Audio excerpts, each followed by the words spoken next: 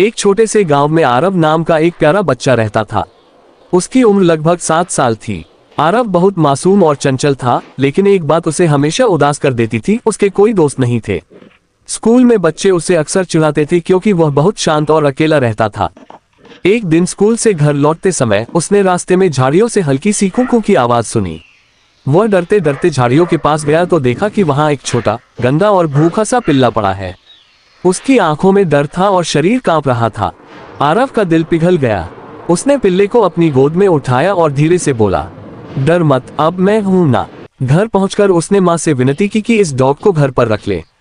माँ पहले तो मना कर रही थी क्योंकि पहले से ही घर का खर्च मुश्किल से चलता था, लेकिन आरव की आंखों में सच्चा प्यार और करुणा देखकर माँ ने हामी भर दी। आरव ने उस डॉग का नाम रखा शेरू।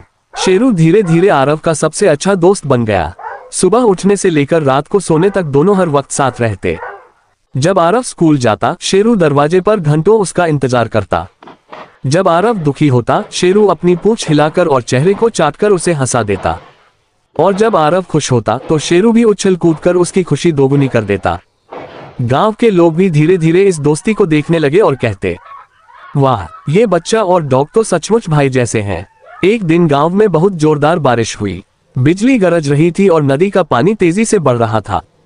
आरव खेलने के लिए घर से बाहर गया और गलती से फिसलकर नदी में गिर गया।